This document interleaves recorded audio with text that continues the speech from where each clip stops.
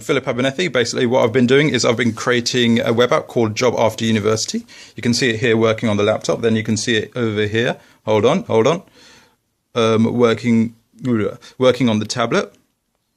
Why I've created this web app is because when I was at university, I wanted to know if I would actually be able to get that career that I wanted when I graduate.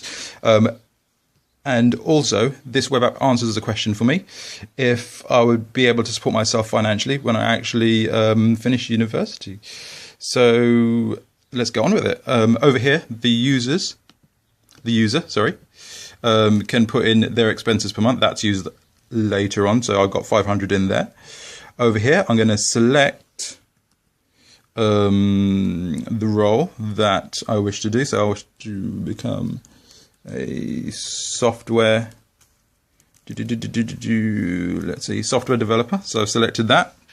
And then over here in the top right hand corner, we've got graduation date and region specific. This app is region specific. So I've got London there. So Job After University. The data sources that I'm using are LMI for all, of course, because it's the LMI competition. The Office for National Statistics to get information on the retail price index. And then, hold on, I think the camera's a bit blurry, sorry. And then I'm also using the Nestoria API to get property information and property data. So here we go, let's go, next page. So basically what I'm going to do is I'm going to do another video after this just so that this is not so blurry and it'll just be basically focused on the screen. So of course the user using this application would want to know what role they're actually going for with the job description. So it's got the job description there. Then it's got the qualifications required. So, you know, before you actually go to university, you actually want to know the qualifications required for a job. You want to be able to decide if you wanted to do an apprenticeship or not. You want to think to yourself, hey, wait a minute, I can actually do an apprenticeship instead of go to university. So it's got this data there. Degree educated. So this is an interesting one. So I've got this information from LMI as well, like the two above. And I wanted to know who the people... what education backgrounds the people around me come from. So this also helps in deciding if I want to do an apprenticeship or if I want to actually go to university or not. So I thought that was quite cool. Hold on. So over here we've got the data. So we've got master degree, 22%. Now I really want to show you guys something here. So this is awesome. So basically, the website changes on the fly. It changes without refreshing. So if I put in here law, so legal professionals. So now you'll notice that the website hasn't refreshed its page. Just the data has changed. So that happens across the whole way through the website for every single item, which is really nice. So a user can actually be going through these items. They're halfway through, and because the header's right at the top over there and it's fixed onto this, they can just go in there, select something different and change it, and it'll change on the fly instead of having to scroll all the way to the top of the page, change that and then scroll back down, or having to refresh the actual page itself. So I thought heavily about the UX for that. I'm actually going to put the thing that I was actually just looking at just now, which was software development. So we're going back to that. So there we go, refreshing again. So the next item over here we've got is skills and qualities. So skills and qualities. So before you're actually going to go to university, you probably want to know if the role that you come out and do, if you've actually got the correct skills and qualities for that. So over here we've got troubleshooting, programming, systems evaluation. This is of course all for programmers and software development professionals. The order that it's in, it's shown in order of importance.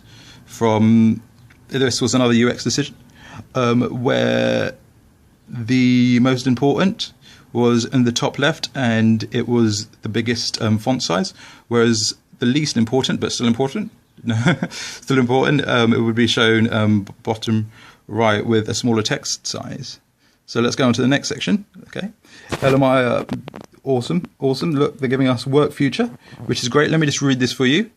So you want to know if when you actually come out of university, there will be job roles for you. So over here I've put in, have you ever wondered if after graduating from university there will be programmers and software development professional jobs available when you come out? Well, over the next 3 years while you're at university, the amount of programmers and software development professional roles would have increased by 4%. So basically we're working out that increase from the LMI data. So it's region specific again. And that increase is not given to us in the LMI data. We're actually going and working it out. This is and same with this. This is an increase of 1,799 roles between this year, which is 2014, and their graduation year, which is top right hand corner, 2017. So got that over here. So I want to, yeah. Shall I show you change on the fly? I'll be really quick about it. So that's for another job. That's for food and drink and tobacco process operatives. So I'm just going back to developers again. Hold on. Yep. Then it shows you the skill shortages and the unemployment rate for that profession, so that the person who's making their career decision can actually base it on this unemployment as well and skill shortages as well, which is very important. The next item, estimated average salary. The next item is the estimated average salary, of course. And the estimated average salary this year is that much for a software developer, and in their graduation year it's that much. So basically LMI doesn't come back with this either. So basically what I've had to do is I've estimated that figure by taking the estimated average salary and multiplying it by the predicted inflation. Now the way I've worked out predicted inflation is using the retail price index data from the Office of National Statistics. Which, oh, hold on. Oh, yeah, there we go. You can see it. Cool. Okay, so the next one is property rent prices. So these property rent prices are coming in from the Nestoria API. Basically, it says the current rent price on the left for a 1-bed, 2-bed, and 3-bed property, respectively. And then on the right, using a predicted inflation again, we get the estimated graduation year rent prices for a 1-, 2-bed, and 3-bed property. So basically, all these lead up to actually predicting the amount of savings that that individual is going to have in that role, which I think is pretty cool, to be honest. Then it's the property purchase prices. So this is all leading up to if they're actually able to afford, or how long it's going to take them to afford a property using the Help to Buy scheme, actually, which is a 5% deposit. I'm not sure if you can see that properly.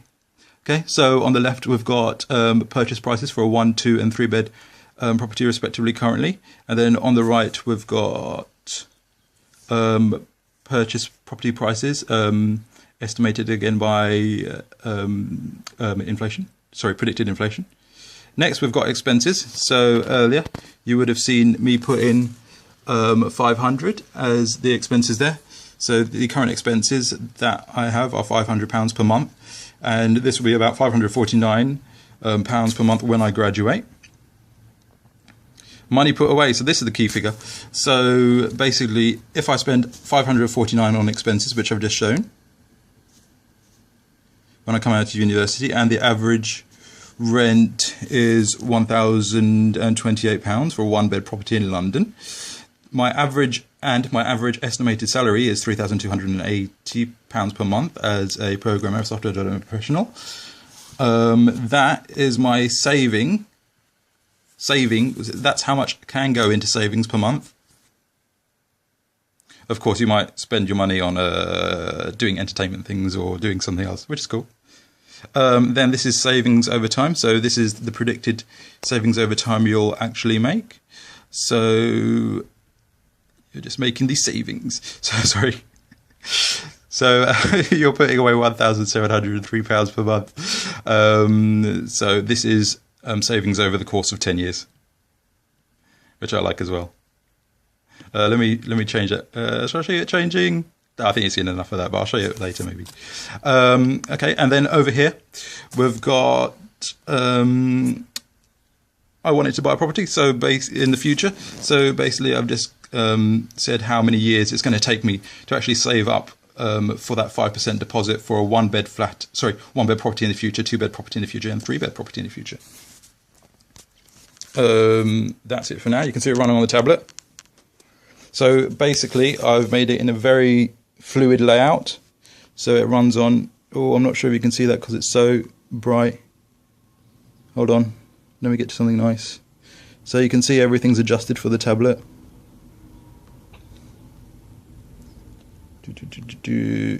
So we had to, yeah. So that was thought about when design. Look, check that. So that was thought about when designing. I think I've discussed everything that I need to discuss. I'm just looking through my notes. No,